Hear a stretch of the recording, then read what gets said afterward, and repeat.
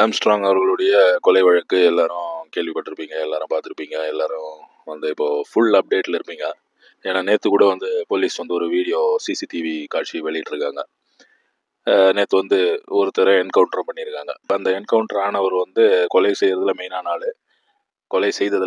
அவர் வந்து ஒரு height out, அவங்க பதுங்கி இருந்த ஒரு இடம், ஆயுதங்கள்லாம் பதுக்கி வச்சிருந்த ஒரு இடம், அங்கே வந்து போய் அங்கேருந்து ஒரு துப்பாக்கி எடுத்து போலீஸை சுட்டாரு அப்படின்றத போலீஸ் சொல்கிறாங்க. அப்போ தற்காப்புக்காக இவங்க வந்து ரிட்டர்ன் ஃபயர் பண்ணி அந்த ஆள் வந்து இறந்துட்டாரு.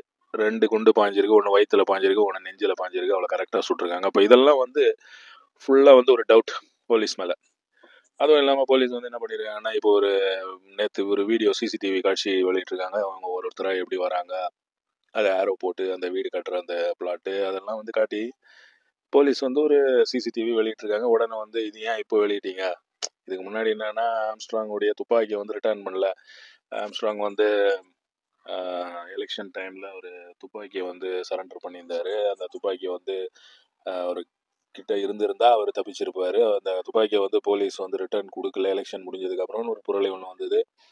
ஒரு காவல் நிலையத்துக்கு பக்கத்துலேயே இவ்வளோ பெரிய ஒரு சம்பவம் நடந்திருக்கு அப்படின்ட்டு ஒரு சம்பவம், ஒரு புரளி ஒன்று வந்தது. இப்போ நான் வந்து திமுகவுக்கு சப்போர்ட் பண்ணி பேசுகிறேன்னு நினைக்காதீங்க, இல்லை போலீஸுக்கு சப்போர்ட் பண்ணி பேசுகிறேன்னு நினைக்காதீங்க. போலீஸ் சொல்கிறதுல வந்து ஒரு லாஜிக் இருக்குது. லாஜிக் தான் வந்து மேட்டர். இப்போ வந்து நம்ம வந்து இப்போ எதிர்கட்சியில் வந்து இருக்கிற அண்ணாமலை சாரோ இல்லை எடப்பாடி சாரோ, எல்லா எதிர்கட்சி தலைவர்களும் வந்து போலீஸ் பற்றி இந்த விஷயங்கள்லாம் தெரிஞ்சவங்க தான்.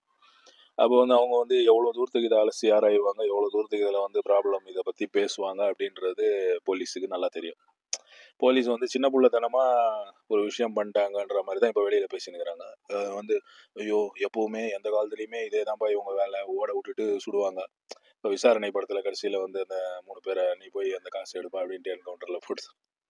இப்போ இந்த மாதிரி அந்த சினிமாவெல்லாம் காட்டவே உடனே வந்து எங்கேயோ ஒரு போலீஸ்காரன் அந்த மாதிரி பண்ணியிருப்பாங்கன்னு வைங்க, அவங்களுடைய பர்சனல் கெயினுக்காக. இந்த மாதிரி ஒரு மேட்டரில் வந்து பர்சனல் கெயின் அந்த மாதிரி விஷயங்கள் பண்ண மாட்டாங்க, பண்ணுறதுக்கு துணிய மாட்டாங்க. ஏன்னா இது வந்து ரொம்ப பெரிய விஷயம்.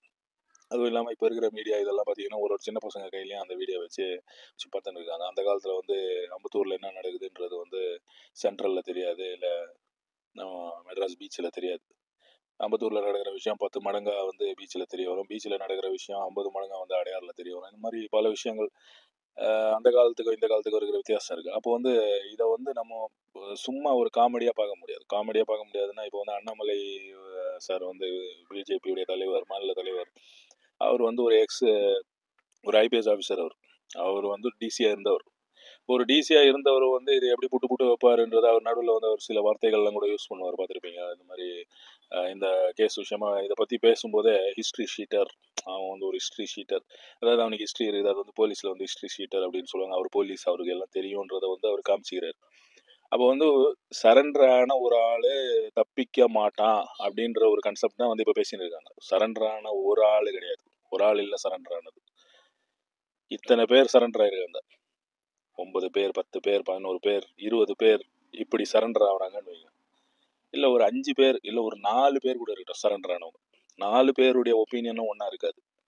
சரண்டர் ஆகிறது முட்டாள்தனம், நம்ம எங்கன்னா போயிடலாம் அப்படின்னு ஒருத்தன் சொல்லுவான். நம்மளுக்கு அங்கே ஒரு இடம் இருக்குது, நம்ம வந்து கடலில் இறங்கிடலாம், நம்ம ஒரு போட் எடுத்து கடலில் போயிடலாம் அப்படி ஒருத்தன் சொல்லுவான்.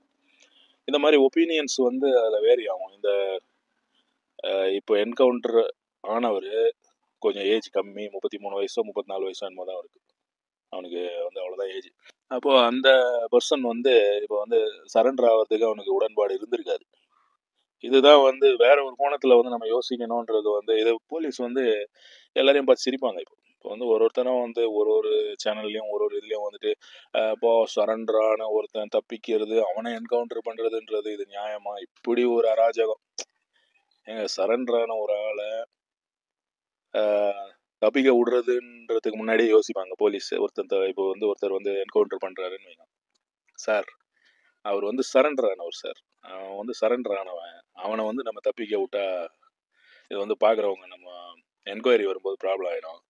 இப்போ வந்து அதே மாதிரி துப்பாக்கி அந்த குண்டு பாஞ்சது, நெஞ்சில் பாஞ்சிருக்கு, வயிற்றில் பாஞ்சிருக்கு, பக்கத்தில் இருந்து சுட்டாங்களா, தூரம் சுட்டாங்களா, இதெல்லாம் வந்து என்கொயரியில் வரும். எவ்வளோ கார்பன் வந்து அதில் அந்த குண்டு அந்த உடம்புலேருந்து கிடைக்குது, இதெல்லாம் வந்து என்கொயரியில் வந்து ப்ராப்ளம்ஸ் வரும். அப்போ வந்து இதெல்லாம் வந்து சாதாரண என்ன மாதிரி ஒரு ஆளுக்கே தெரிஞ்சிருக்கும் போது போலீஸில் வேலை செய்கிற அவங்களுக்கு வந்து துப்பாக்கி யூஸ் பண்ணுறவங்களுக்கு அந்த கன் யூஸ் பண்ணுறவங்களுக்கு வந்து தெரிஞ்சிருக்காதுன்னு நினைக்கிறீங்களா? அதுவும் எதிர்கட்சியில் இந்த மாதிரி அண்ணாமலை மாதிரி ஒரு ஆள், இப்போ எடப்பாடி சாரை கூட நான் சொல்ல, ஏன்னா வந்து அவருக்கு வந்து போலீஸ் விஷயங்கள் அவ்வளோ தெரியாது, அவர் கேட்டு தான் தெரிஞ்சுக்கணும். இவர் வந்து டிசியாக இருந்தவர், டிப்டி கமிஷனர்னா டிப்டி கமிஷனர் கீழே ஒரு 3-4 ஏசி, அதுக்கு கீழே ஒரு 10 இன்ஸ்பெக்டரு, அதுக்கு கீழே ஒரு 20 எஸ்ஐ, அதுக்கு கீழே ஒரு இப்படி வந்து போவோம். அந்த இது பார்த்தீங்கன்னா அப்படியே வந்து அந்த ஒரு சர்க்கிள் வந்து ஒரு டிசி வந்து நிற்கும் போது அங்கே வந்து செல்யூட் அடிக்கிறவங்க ஏறக்குறைய 100-120 பேர் இருப்பாங்கன்னு வைங்க. நான் ஒரு எக்ஸாம்பிள் சொல்கிறேன். அந்த மாதிரி ஒரு ஆள் வந்து இதை பற்றி நோண்டி நோண்டி நோண்டி நோண்டி கேள்வி கேட்பான்றது தெரியும். இப்போ வந்து அவரும் என்ன கேள்வி கேட்குறாருன்னா, இந்த சின்ன பிள்ளைத்தனமா இந்த ரோட்ல நம்ம சாதாரண ஒரு ஆள், ஒன்றுமே தெரியாத ஒரு ஆள், இப்போ என்ன மாதிரி ஒரு ஆள் கேட்குற கேள்வி தான் அவரும் கேட்குறாரு. என்ன கேட்குறாருன்னா, ஏப்பா சரண்டர் ஆன ஒரு ஆள் எப்படிப்பா தப்பிப்பான்? சரண்டர் ஆனது ஒரு ஆள் கிடையாது, இது வந்து ஒரே ஒரு ஆள் பண்ணி ஒரே ஒரு ஆள் சரண்டர் ஆயிருந்தா இதில் இந்த ப்ராப்ளமே கிடையாது. அவன் தப்பிக்க மாட்டான். ஏன்னா அவனுடைய ஒப்பீனியன் தான் இது வந்து சரண்டர் ஆனது. இந்த சரண்டர் ஆன ஒரு ஆள் கிடையாது, அந்த 10 மனசு 9 மனசு அவனுக்கு விஷயம் சொல்லி கொடுக்கறதுக்கு ஒரு இன்னும் ஒரு 10 பேர் இருப்பாங்கன்னு வைங்க. அவங்க வந்து பார்க்கலாம் விட்டுருக்க மாட்டாங்க. அவங்க வந்து புழல் சிறையில் அடைச்சாங்க. அதுக்கப்புறம் பரங்கிமலையில் ஆம்ஸ் இதில் தான் அவங்கள வந்து விசாரணை பண்ணியிருக்காங்க. விசாரணை பண்ணிட்டு இந்த இப்போ என்கவுண்டர் ஆன ஆள் வந்து நான் இந்த இடம் காட்டுறேன், அந்த அட்டி அந்த இடம் நாங்கள் வந்து இதை பொருளுங்கெல்லாம் வச்சுருந்த இடம், இந்த கத்தியெல்லாம் வச்சுருந்த இடம் காட்டுறேன், ஆயுதங்கள் வச்சுருந்த இடம் காட்டுறேன்னு சொல்லி போயிருக்காங்க. அதுக்கு இன்னொரு கேள்வி, காலையில் 5 மணிக்கு எதுக்கு போனோம்? பின்ன என்னங்க ஆஃபீஸ் டைம் 10 மணிக்கு அங்கே போவாங்க. 10 மணிக்கு போனால் கூட்டம் கூடும், ஆள் பார்ப்பாங்க. இல்லை ராத்திரி ராத்திரியில் போனால் பக்கத்தில் இருக்கிற ஒரு வீடுங்க அதில் இருந்தெல்லாம் வந்து எட்டி பார்ப்பாங்க, என்ன ஆச்சுன்னு. அது பக்கத்தில் கொஞ்சம் வீடுங்கள்லாம் வேறு தெரியுது, அந்த வீடியோவில் பார்த்தீங்கன்னா தெரியும். அந்த மாதிரி இருக்கும்போது இது வந்து எல்லாத்தையுமே குற்றம் சொல்கிறதுன்றது வந்து லாஜிக்கலி கரெக்ட் கிடையாது. வந்து திரும்பவும் சொல்ல விரும்புறது என்னன்னா, நான் வந்து போலீஸுக்கு சப்போர்ட் பண்ணல, இல்லை திமுகவுக்கு சப்போர்ட் பண்ணல, இல்லை யாருக்கும் சப்போர்ட் பண்ணல. இதில் இருக்கிற லாஜிக் தான் நான் சொல்கிறேன். இப்போ வந்து 9 பேர் அப்படின்னும் போது 9 பேருடைய மனசு ஒன்று கிடையாது. ஒரு வீட்டில் வந்து ஒரு ஹஸ்பண்ட் ஒய்ஃப் இருக்காங்கன்னா அவங்களுக்குள்ளேயே வந்து கருத்து வேறுபாடுன்றது, இது பண்ணலாம் அப்படின்னு ஹஸ்பண்ட் சொன்னால் ஒய்ஃப் வந்து இது பண்ணக்கூடாது அப்படின்வாங்க. அவங்களுடைய நன்மைக்காக ஒருத்தரும் யோசிப்பாங்க. அப்போ ஒருத்தரும் ஒன்று யோசிக்கும் போது அதில் வந்து கரெக்டான ஒரு ஒரு என்ன சொல்கிறது, ஒரு தீர்வு வந்து அவங்களால வந்து அந்த தீர்வில் வந்து இதுதான் பண்ணலாம், இது பண்ணக்கூடாது அப்படின்ட்டு அவங்களால வந்து ஒரு தீர்மானம் பண்ண முடியாது. இந்த விஷயத்துலயும் அதுதான் நடந்திருக்கு. இந்த என்கவுண்டர் ஆனவர் வந்து அவர் தப்பிக்கணும்னு நினைச்சிருக்காரு, அவர் முதல்லயே தப்பிக்கணும்னு நினைச்ச ஆளு தான் அப்படின்னு தான் நான் சொல்லுவேன். ஏன்னா வந்து இந்த பாக்கி இருக்கவங்க எல்லாம் கம்பல் பண்ணி சரண்டர் ஆக வச்சிருக்காங்க. அவனுக்கு வந்து முதல்லயே உடன்பாடு கிடையாது. இது எதுக்குடா என்கவுண்டர், எதுக்குடா போய் அங்கே சரண்டர்லாம் ஆகணும். அதனால தான் வந்து அவ்வளோ நேரம் ஆயிருக்கு. சரண்டர் ஆகிறவங்கன்னா இப்போ இந்த மாதிரி பெரிய கேஸில் வந்து ஒரு 2 மணி நேரத்தில் வந்து சரண்டர் ஆகிடுவாங்க. அவங்க 2:30 மணி, 5லேருந்து 2:30 மணி, ஒரு 7-8 மணி நேரம் கழிச்சு தான் வந்திருக்காங்கன்ற மாதிரி ஒரு விஷயம் சொல்கிறாங்க. எத்தனை மணிக்கு வந்தாங்கன்றது எனக்கு கரெக்டாக தெரியல. 2:30 மணி தான் நினைக்கிறேன், காலையில் 2:30 மணி. அது வந்து ஆள் கூட்டம்லாம் போனதுக்கப்புறம் வரலான்னு கூட வந்திருப்பாங்க.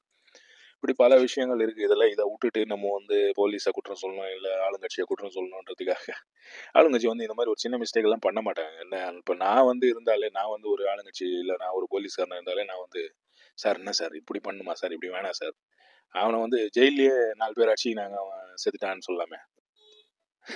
ஜெயிலில் வந்து போட்டிருக்கும் போது செல்லில் அவங்களை வந்து இடம் இல்லாதனால ஒன்றா வச்சுருந்தான், இவங்களுக்குள்ளேயே சண்டே ஆகி செத்துட்டான் அப்படி சொல்லலாமே.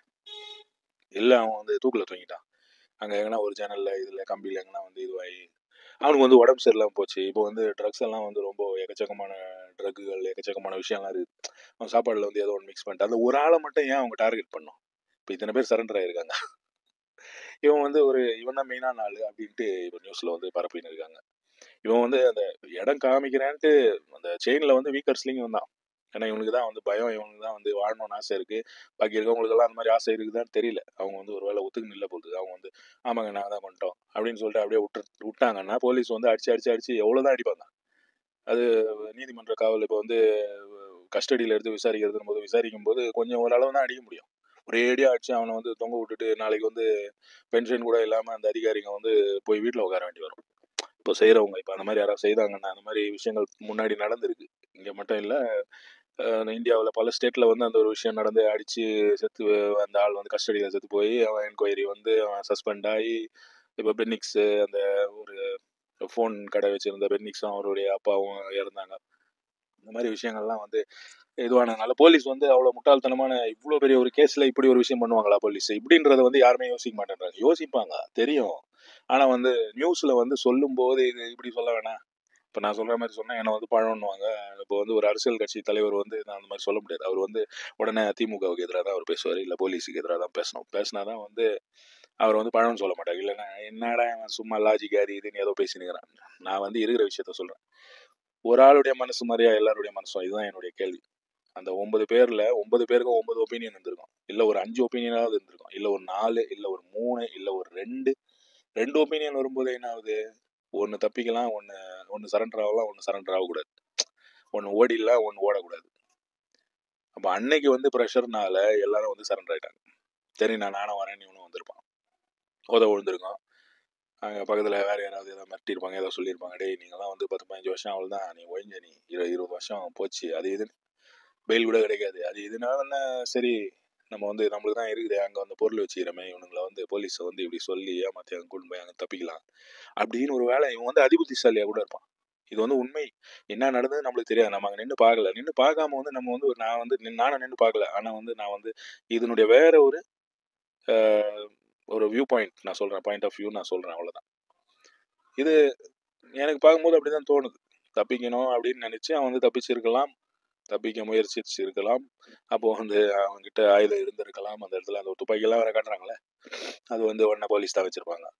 எல்லாமே போலீஸ் தான் செய்தாங்கன்னா வந்து போலீஸ் ஃபோர்ஸே நீங்கள் இது பண்ணிடுங்க, டிஸ்போஸ் பண்ணிடுங்க, போலீஸ் எல்லாமே திருடம்பா அப்படின்னா எதுக்கு போலீஸ் ஃபோர்ஸு?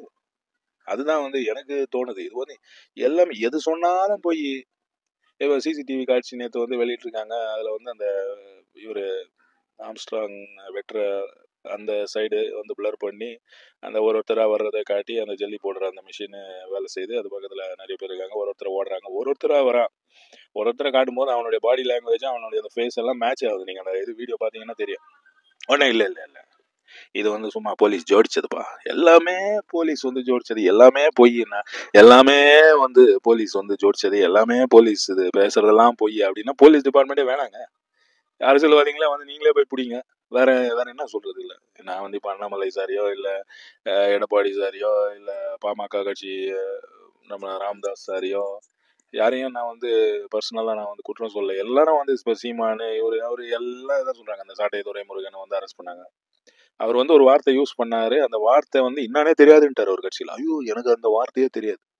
2006 என்னமோ ஒரு படத்துல அந்த வார்த்தை பேசுறாரு அப்படின்னு ஒரு இது பார்த்தேன் நான். ஒரு ஆக்டர் வந்து பேசுறாரு, அதை எடுத்தவர் வந்து சீமான் மேல அன்னைக்கே கேஸ் வந்தது. அன்னைக்கே வந்து சீமான் வந்து அதுக்கு மன்னிப்பு கேட்டார், ஐயோ தெரியல அப்படின்ட்டு.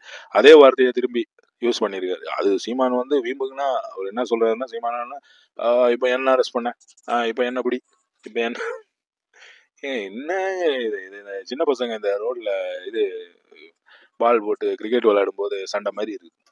நீ எனக்கு போடு பார்க்கலாம், இப்போ போடு, நீ போடு. எனக்கு உண்மையிலேயே இந்த விஷயங்கள் பார்க்கும்போது எனக்கு அப்படிதான் தோணுது. என்னுடைய ஒரு ஒப்பீனியன் நான் சொல்லியிருக்கேன். கமெண்ட்ல வந்து எப்படியும் வந்து திட்ட தான் போறாங்க ஆளுங்க. ஏன்னா அதுக்கு நான் வந்து யூஸ் ஆகிட்டேன். அதை யூடியூபே வந்து நீக்கவும் செய்திருது. அது எப்படியோ போட்டோம்.